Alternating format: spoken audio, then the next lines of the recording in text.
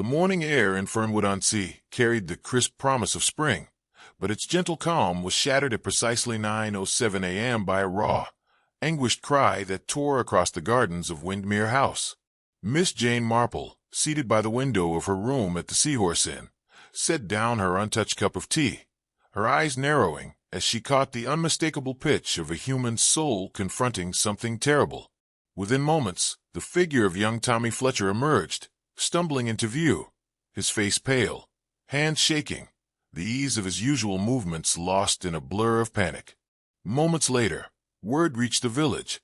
Mrs. Irene Calder, the widow known for her mysterious wartime past and pale rose lipstick, had been found lifeless in her drawing room, slumped elegantly in her favorite wingback chair. To the casual observer, she appeared at rest, peaceful even, but a closer look told a darker tale. An overturned brandy glass, untouched breakfast, and most striking of all, a vivid crimson lipstick kiss imprinted on the corner of her mouth.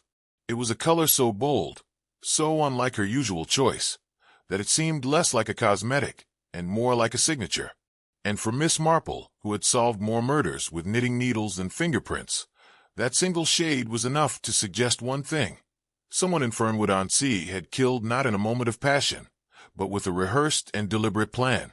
The following morning arrived beneath a muted sun, its light filtered through gauze curtains that billowed faintly with the sea breeze. Miss Marple, seated in the lounge of the Seahorse and with her knitting laid gently across her lap, observed the slow stirring of Fernwood-on-Sea with the same calm attentiveness she might give to a jigsaw puzzle, missing only its final edge. It was there, between the steam of freshly steeped tea and the polite murmur of Mrs. Bantry reading her correspondence aloud, that news arrived, delivered not dramatically, but with the unceremonious finality of village truth. Mrs. Irene Calder had been found that morning in her own drawing-room, seated upright in her favorite armchair, her cream silk dressing gown immaculate, her face composed in eternal rest. Yet what might have passed as peaceful sleep was, in fact, an unnatural stillness, broken only by a curious detail that unsettled even the most composed observer. A single kiss mark at the corner of her lips, left in a shade of lipstick far bolder than she was ever known to wear. Crimson, lurid, theatrical, and distinctly out of place in a woman whose entire identity had been anchored in muted elegance. Miss Marple's eyes narrowed not in surprise, but in recognition of the game that had just begun. It wasn't the death itself that intrigued her. It was the signature someone had deliberately left behind. It was just before noon when Miss Marple, shawl folded neatly across her shoulders and the familiar weight of her knitting bag dangling from her wrist, made her way to Windermere House, the sight now hushed in the aftermath of sudden tragedy. The home, so recently alive with gentle laughter and the scent of hyacinths, now stood still, as though holding its breath. Inside, Inspector Crim, a man of heavy step and careful words, surveyed the drawing-room with the watchfulness of someone accustomed to disorder cloaked in civility. Mrs. Calder's body had already been removed, but the air retained a peculiar tension, as if the room itself remembered. The armchair where she had been found still faced the garden, and on the small polished table beside it, the brandy glass remained overturned, the amber stain dried into the wood like a quiet accusation. Miss Marple, moving with the unobtrusive grace of someone long underestimated, allowed her gaze to drift across the scene, noting, not reacting. She saw the absence of a lipstick case among Mrs. Calder's belongings, despite the vivid crimson left on her lips. She noted the faint outline of something recently removed from the writing desk, papers, perhaps. More curiously, the perfume in the air did not match the soft lavender water Mrs. Calder was known for. It was richer, exotic, and unfamiliar, a scent worn by someone else, perhaps someone who had left in a hurry. Miss Marple didn't speak immediately. She merely observed, knitting silent stitches in her mind, each observation, each contradiction, quietly threading its way towards something that would, in time, reveal everything. For, later that afternoon, with the village murmuring just beneath its usual rhythm and the shadows growing longer across Windermere's ivy-clad facade, Miss Marple requested a quiet word with Inspector Crim. They stood in the hallway outside the drawing-room, where light filtered through stained glass and cast fractured colors across the tiled floor. "There's something in the air here," she said softly. Not of hysteria, but of concealment. Crim, pragmatic but not immune to Miss Marple's instincts, permitted her a second, more deliberate examination of the room. This time, with the noise of official procedure faded, she noticed what had eluded others. A subtle smear of fingerprint powder near the edge of the desk, where a drawer had clearly been opened and then wiped. Inside, a small ink blot stained the green felt, a sign, perhaps, of a hurried signature or forged note. Nearby, a fountain pen had been returned without its cap. But most telling was the scent. That same exotic perfume lingered faintly on the pages of an envelope Miss Marple lifted carefully. A correspondence addressed to Mrs. Calder, but unsigned. The handwriting, she noted with a glint of recollection, was confident, but inconsistent. The capital C curved the wrong way, and the tail of the Y dipped lower than it ought to. She tucked the detail away like one might fold a letter into a pocket, discreetly, but for later use. Outside, the wind stirred the hedges. Miss Marple turned toward the window and spoke with the air of someone not speculating, but confirming. This was not an act of passion, she murmured. It was a message, composed like a scene in a play, and whoever wrote that note did so with deliberate care and practiced deceit. Crim said nothing, but his brow furrowed. A scene was taking shape, and the roles had not all been cast, but the stage had been set perfectly. 5. The next morning broke with a pale hush over Fernwood-on-Sea, as if the village itself held its breath in anticipation. Miss Marple sat in the modest sunroom of the Seahorse Inn, knitting in hand, her gaze fixed not on her work, but on the newspaper headlines she did not read. The true story, she knew, would not be printed. Shortly before noon, she received word that Patricia Ashford, daughter of Colonel Ashford, had returned from her morning errands and was open to visitors. With her usual quiet resolve, Miss Marple made her way to the Ashford residence, a house of well-mannered roses and polished brass, the kind of place that concealed tension beneath the weight of well-kept habits. Patricia greeted her with clipped civility, offering tea with rehearsed politeness. But Miss Marple, ever attuned to the shifts beneath the surface, noticed the faint tremor in the porcelain cup and the pause between pleasantries. "It's all quite dreadful," Patricia said, her voice a little too even. "Poor Mrs. Calder. I suppose some people simply collect enemies over time." Her words were careful, but her eyes wandered toward a drawer half closed in the hallway cabinet, and then toward the grandfather clock, as if measuring something other than time. Miss Marple, knitting left untouched in her lap, gently brought the conversation to Colonel Ashford, his health, his habits, and most importantly, his wartime connections. Patricia flinched ever so slightly when Mrs. Calder's memoir was mentioned. She was fond of writing, Patricia said, eyes narrowing. But sometimes the past is best left where it belongs, don't you think? There it was, that telltale flicker of fear disguised as dignity. Miss Marple smiled kindly, though her mind sharpened. She saw now that Patricia wasn't merely protecting her father. She was guarding something far more fragile, the image of their life. As Miss Marple left the house, the fog over the sea began to lift. But within the Ashford home, the truth remained tightly wrapped, like an old letter hidden at the back of a drawer, sealed not by glue, but by shame. 6. The afternoon air carried with it a hushed stillness, the kind that usually follows heavy confessions or the moments before one. Miss Marple, seated once more in the lounge of the Seahorse Inn, reflected on the mounting contradictions that had begun to ripple through Fernwood-on-Sea like wind over calm water. Word had spread of Mrs. Calder's pending memoir, its contents still unrevealed, yet already feared. Curiosity had turned to anxiety among those who might have something to lose. And in Miss Marple's experience, fear born of reputation often gave rise to dangerous decisions. She decided to pay a second visit to Inspector Crim, who was now in possession of several items removed from Mrs. Calder's residence, including a half-finished letter and a charred envelope found in the study's fireplace grate. When she asked to see them, the inspector obliged, more open now to the force of her quietly relentless insight. The letter, though only partially complete, hinted at something grave. "There are things that cannot remain buried. I owe it to them, and to myself before it is too late," The handwriting, while remarkably close to Mrs. Calder's, bore subtle hesitations. Miss Marple studied it silently, her eye tracing the formation of each loop and curve with the meticulous scrutiny of a woman who had once caught a forger in St. Mary Mead by the peculiar flick of a capital F. "This letter was written by someone else," she said at last. "Someone very familiar with Mrs. Calder's hand, but not identical." That evening, as dusk painted long shadows across the cobbled lanes, Miss Marple walked to the post office under the pretense of mailing a card.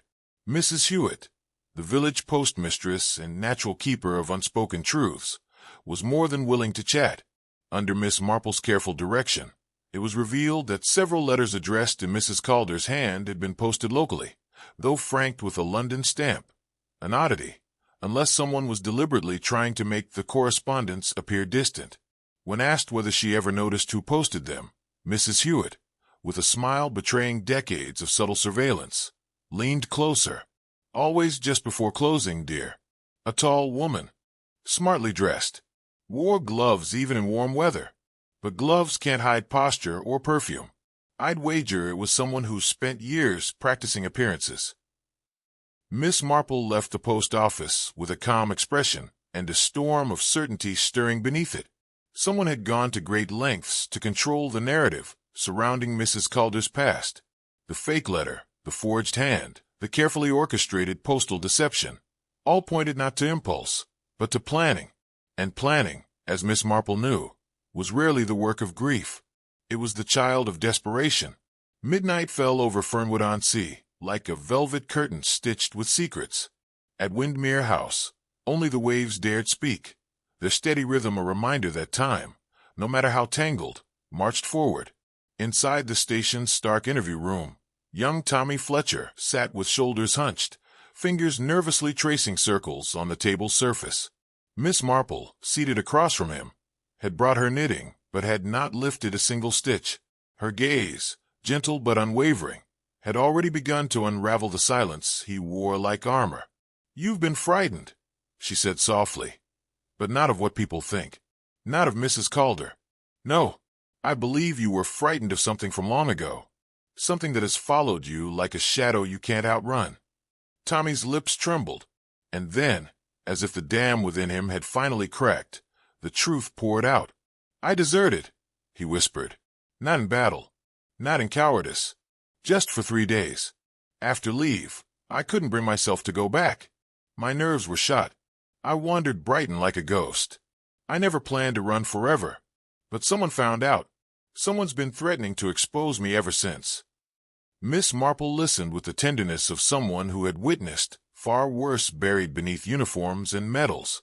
"And Mrs. Calder?" she asked. "She knew," Tommy replied. "I don't know how, probably from those war archives she worked with. But she didn't judge me. She offered to help, said she could arrange for a job in Australia, a chance to start over." His eyes filled with moisture. "She was the first person who showed me kindness in years." Outside, rain had begun to fall softly against the panes, as if the sky itself was washing away years of shame. Back at the Seahorse Inn, Miss Marple returned to find Inspector Crim reviewing new findings. A telegram had arrived. Its contents bore weight. Confirmation from London's theatrical registry that Vivian Lake was, in fact, born Violet Simpkins. And more, her brother, Private Michael Simpkins, had died under suspicious circumstances in 1943 during a covert operation involving civilian intelligence. The location, Western France. The timing, a direct match with the records of Mrs. Calder's wartime service. Miss Marple sat down heavily, knitting forgotten once more. The strands of the story were finally tightening into a pattern.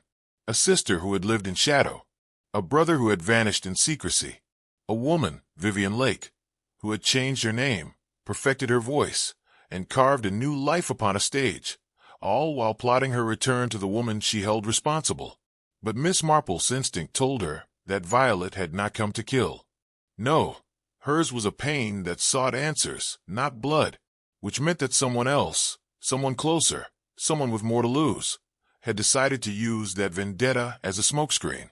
The lipstick, the forged note, the poisoned brandy, these were not the weapons of revenge. They were the tools of calculated protection. And as Miss Marple stared into the dark, she realized that only one person in Fernwood knew both the full contents of Mrs. Calder's memoir and had the access, knowledge, and motive to silence her before the past became public. The truth, she thought, was finally near, but the heart behind it might be colder than anyone had guessed. The morning broke over Fernwood-on-Sea with a gray stillness, as though the town itself was holding its breath. Miss Marple, wrapped in a shawl and with her knitting bag slung from one wrist, walked slowly toward Windermere House. The salt-kissed air held a chill, but her thoughts ran far colder. Inside the drawing-room where Mrs. Calder had once sipped tea by the window, Inspector Crim stood with folded arms, waiting for the final thread to be pulled. Patricia Ashford had been summoned, and her footsteps on the polished wood floor echoed like the approach of reckoning. She entered with her usual composure, hair smooth, posture upright, her expression unreadable, but Miss Marple noticed the tightness around her mouth, the slight paleness beneath her powder. A woman on the verge of holding something too heavy. Miss Marple began with no ceremony. "Patricia, the letter found on Mrs. Calder's desk, it was forged. Not carelessly, not in haste, but with precision, by someone who had studied her hand for years. Someone with access to her correspondence. Someone in her trust." Patricia's lips parted, but no sound emerged. "You see," Miss Marple continued gently, "a person may fake words, even copy a name, but handwriting carries rhythm, personal habits, pressure on downward strokes, the loop of a capital, the hesitation of someone not writing their own truth. And that rhythm was yours." Patricia sat, stiff as stone. Crim stepped forward, placing the evidence gently before her. The forged letter, compared side by side with her earlier household correspondence. The likeness was now undeniable. "But why?" Miss Marple asked, not accusing, only inviting. "You knew what was in Mrs. Calder's memoir. You saw it, or overheard her reading it aloud to your father. It revealed what Colonel Ashford had done during the war, that he'd sacrificed a young courier, Michael Simpkins, Violet's brother, for the success of an operation, a decision made under pressure, but a truth that, if known, would have shattered your father's standing, his pension, your very way of life." Patricia's jaw clenched. She was going to publish it, she whispered. After all these years, she knew it would destroy him. Everything he'd built, everything I'd preserved. I begged her not to, but she said the truth matters more than comfort. Her voice cracked into something sharp. She'd lived with guilt, she said.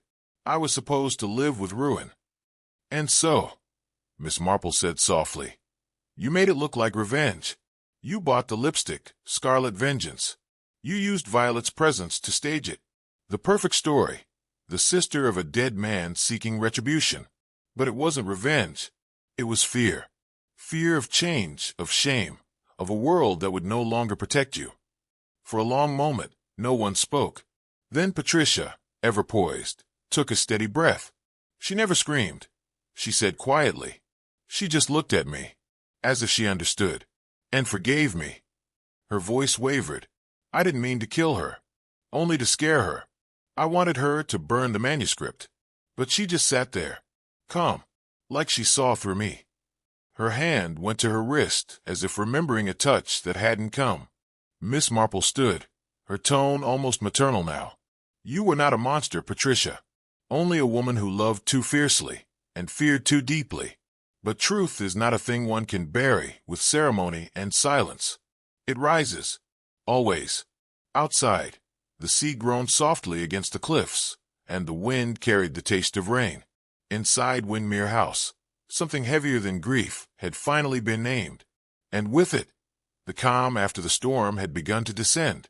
The gray hush of the afternoon settled over Fernwood-on-Sea, like a final curtain drawn upon a long, tragic performance. Clouds gathered low above the cliffs, casting long shadows across the polished windows of Windermere House, where silence had returned, but not the kind that came with peace. Inside, the drawing-room bore no trace of the drama it had contained only hours before. The chair where Mrs. Calder once sat remained empty, poised, ghost-like, its upholstery still holding the faintest impression of a life interrupted. Inspector Crim stood near the mantel, arms folded, his expression more contemplative than triumphant. Miss Marple, seated beside the window with her needles quiet in her lap, looked not at the sea, but inward, her pale eyes veiled in thought. Patricia Ashford sat opposite them, no longer defiant but emptied of resistance.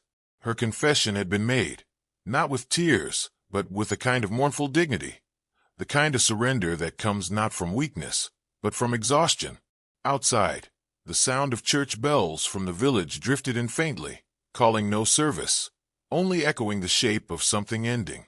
Colonel Ashford arrived not long after, his cane tapping against the stone floor like the slow metronome of memory. He looked older than he had the day before, smaller somehow, his soldier's bearing still intact, but weighed down now by the very truth Patricia had tried to protect. Miss Marple rose as he entered and offered only a gentle nod. She did it out of loyalty, she said quietly, but loyalty, when misplaced, can become cruelty dressed in care. The colonel said nothing for a long time. Then, in a voice softened by remorse, he replied, "The worst thing a man can leave behind is not his secrets, but the burden of carrying them to someone else." His hand trembled as he reached for Patricia's shoulder. She turned to him, not as a daughter seeking praise, but as one asking to be forgiven for loving him too much. Later that evening, the manuscript, Mrs. Calder's memoir, was laid upon the writing desk once more. It would not be burned, nor hidden. Inspector Crim arranged for it to be submitted, not to the local press, but to the official war records, where it would be preserved not for scandal, but for honesty. Miss Marple's suggestion had been clear. Let the truth live where it belongs, not in whispers, but in light. As the sun began to fall, casting a golden wash across Fernwood's rooftops, Miss Marple took one final walk through the village. Children's laughter echoed faintly from the green, and shopkeepers were turning signs to closed.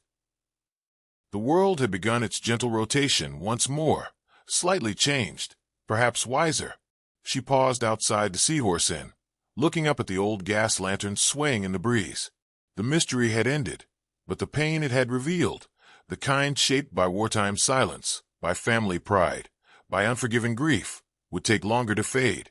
And yet, there was something redemptive in it, because at the heart of this story was not just a murder, but the consequences of silence. And in its resolution, there was something Miss Marple believed in more than justice, understanding. She turned to Mrs. Bantry, who had joined her on the porch with 2 cups of tea. "You know," Miss Marple murmured, "in all my years, I've learned that secrets behave rather like lipstick left in the sun. They melt through their own casing eventually, and stain everything they touch." Mrs. Bantry smiled faintly, raising her cup. "And what do we do with the stain?" Miss Marple sipped her tea, then glanced out at the sea, now turning lavender beneath the dusk. "We name it. We remember it. And then we let it go." The wind carried no sound now, only calm. And in that calm, Fernwood-on-Sea, with all its buried truths and broken silences, finally exhaled. The days that followed unfolded with a gentleness that almost betrayed the storm that had passed, a deceptive calm that cloaked Fernwood-on-Sea in the softest shroud of returning normalcy. And yet, for those who had been closest to the truth, for those who had stood in the shadow of a forgotten war and felt the sharp echo of a long-concealed choice, peace did not return with the same ease as the morning tide. The village exhaled, yes, but slowly, cautiously, as if it, too, was learning to breathe again. Shopkeepers resumed their quiet commerce, raising shutters and offering warm nods to neighbors with whom they had once exchanged only whispered speculation. The church bells rang again, their tones once more tethered to weddings and baptisms, not rumor or grief. The tide rolled in with its usual rhythm, pulling long ribbons of foam across the shingle like the hem of a weary dress. Fernwood endured, as English villages so often do, not because its people had forgotten, but because they had chosen to remember with grace. At Windmere House, something had changed. The old estate, whose stately elegance once seemed to conceal secrets in every cornice and curtain, now bore the weight of memory not as a burden, but as something weathered. The curtains were drawn each morning, not out of habit, but out of choice. The windows were cleaned, and the doors no longer latched as tightly. It was as though the house, like its inhabitants, had grown weary of pretending. Patricia Ashford remained. She did not flee into shame or vanish into scandal. She walked the grounds each morning, her boots softly pressing into the dew-soaked grass. Her posture, always the mark of military decorum, was still upright, but something in her had loosened. Her face held no apology, yet her eyes no longer deflected light. There was a weariness there, yes, but also an acceptance. She had spent her life guarding a fortress, her father's reputation, her family's image, her own silence. And now, with the walls breached, she found something unexpected. Not ruin, but relief. Colonel Ashford, too, remained. His days began as they always had, with tea and the Times, and his walks to the village post-box were still timed to the minute. But the letters that once disappeared quietly into drawers were now left in plain sight. There were no more locked compartments, no secret safes. It was a subtle act of courage, the kind that does not seek praise, but earns respect. He had built his legacy on precision and command, but in the autumn of his life, it was in vulnerability that he rediscovered dignity. Violet Simpkins, known until recently to the villagers only as the glamorous Vivian Lake, had returned to London. Her departure was quiet, marked not by a final performance or farewell speech, but by a solitary visit to the small cemetery on the cliff's edge. There, beneath the yew trees, and beside the still fresh earth of Mrs. Calder's grave, she laid a single white rose. It was neither the crimson of vengeance, nor the pale rose of remembered routines, but white, pure and undecorated. It was not an apology, nor a tribute. It was something simpler, deeper. Peace offered, peace made. Her time in Fernwood had not given her all the answers, but it had given her something rarer, permission to stop carrying the question. One evening, Miss Marple stood beside the seawall, her shawl caught gently in the salt breeze. Mrs. Bantry stood beside her, arms folded, eyes tracing the path of the waves. "Strange, isn't it?" she said quietly. "How much a shade of lipstick could say." Miss Marple smiled faintly, her knitting resting untouched in her lap. "Indeed, Dolly, but it was never the lipstick itself. It was the decision behind it. A woman who wears the same color every day is not merely choosing a look. She's choosing a story, one she's willing to let others see, or perhaps one she's desperate to keep hidden."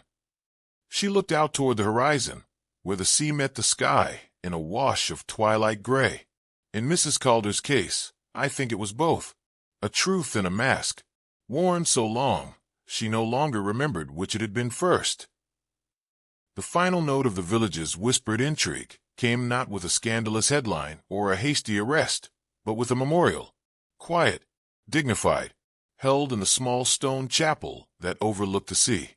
It was not just for Mrs. Calder, though her name was spoken aloud with the kind of reverence time affords the misunderstood. It was for Private Michael Simpkins, too. His name, once redacted, once nearly erased from history, now stood carved in granite beside the village green. It was not justice in the strict legal sense, but justice, Miss Marple knew, often comes not in courtrooms, but in choices, small, persistent, deeply human ones. And as spring began to assert itself, first with snowdrops along the churchyard path, then with crocus, daffodil, and primrose in the hedgerows, Fernwood began to bloom in other ways, too. Conversations grew longer, glances more open, letters more honest. Silences no longer dripped with things unsaid. The poison had been exposed and poured out, and in its place, something else was planted, something that might, in time, grow into trust.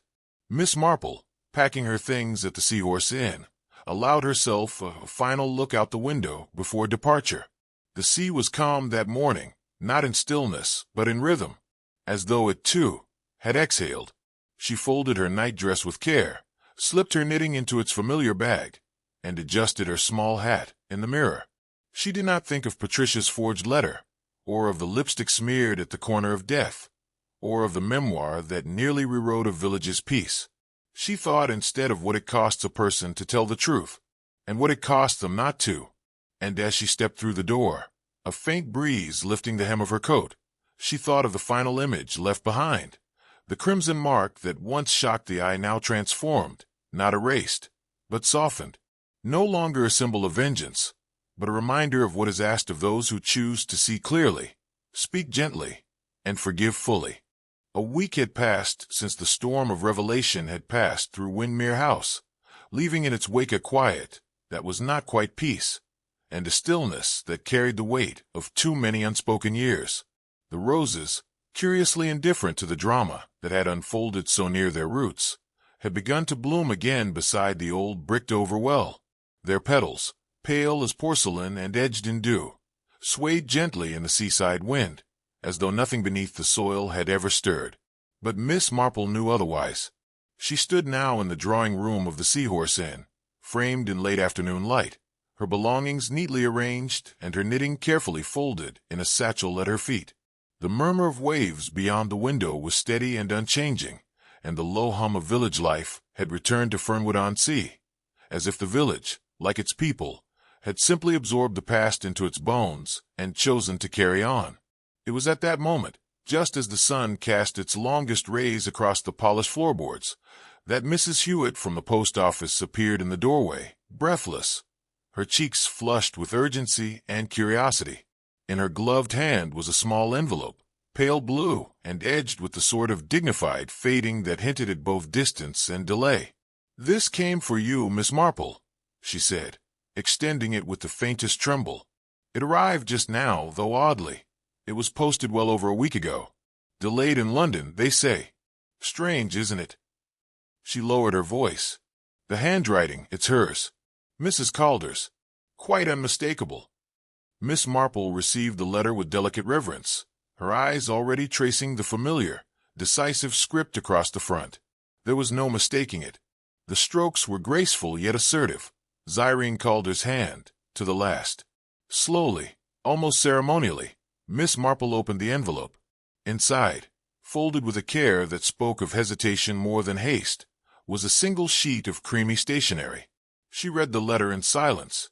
"Dear Miss Marple, if this reaches you, it means I have chosen at last to tell the truth, and I suspect, no, I know, it will be you who uncovers it. You were always a woman who saw too deeply to be fooled by appearances. But there is something I never included in the memoir. I couldn't. Some truths are like glass, too brittle to carry, too dangerous to place in the wrong hands. I was in love with Colonel Ashford once, a long time ago, before uniforms made men into ghosts, before I learned that war doesn't merely take lives, it reorders souls. He broke something in me the day Michael Simpkins died, not only because of the order he gave, but because of what came after. Silence. Cold, calculated silence. And still, I kept it for him. I kept it because some part of me, perhaps the foolish part, still loved him. Perhaps, in some strange corner of my heart, I always will. I know what you'll find, Jane, and I know what conclusions you'll draw. You may think me cowardly, or cruel, but I hope you'll understand this. Truth is rarely clean. It does not arrive with ribbons and logic. It is tangled, like hair in the wind, like memories after midnight. Perhaps you'll understand better than most. Yours sincerely, Z.C. Miss Marple lowered the letter with great care, her expression unreadable for a long moment. The paper sat folded in her lap, and her fingers rested atop it gently, as if weighing not just its contents, but the ache within its lines. Outside, the seaside against the stony shore, rhythmic and indifferent. In the parlor, the grandfather clock struck the half-hour, its chime soft, almost embarrassed to interrupt the silence. And in that silence, Miss Marple sat, not as a detective now, but as a witness, not to a murder, but to something more enduring, the frailty of love, the cruelty of time, and the strange, terrible kindness of memory. She tucked the letter into her coat pocket, close to her heart, and rose slowly. There was no urgency in her movements, only purpose. She understood now what Mrs. Calder had carried all those years, not only the burden of silence, but the quiet torment of knowing that in protecting one truth, she had buried another. She had loved. She had suffered. She had been wrong, and she had been brave. And Miss Marple, wise in the ways of hearts more than any court of law, knew this. Not all truths lead to justice. Some simply lead to understanding. And in a world so eager to forget what cannot be proven, understanding may be the closest thing we ever get to grace. As she stepped outside, the wind lifted the edge of her scarf and carried it out over the water. The sky above Fernwood was streaked with the fading light of day, soft lavender and burnished gold, and the sea, calm now, reached out to the horizon like a page turned blank. Somewhere behind her, unseen, the roses trembled in the wind, and the white stone carved for Michael Simpkins caught the sun just long enough to shine. And in that moment, Miss Marple didn't think of poison. She didn't think of lies or lipstick, or even the murder that had changed so many lives. She thought of one woman's choice to tell the truth, not the truth that punishes, but the truth that forgives. And as she began the slow walk back to her waiting carriage, she carried with her not just evidence, but memory, not just mystery, but meaning. And in the quiet curve of her mouth, there was no triumph, only understanding. And that, she believed, would have been enough for Mrs. Calder.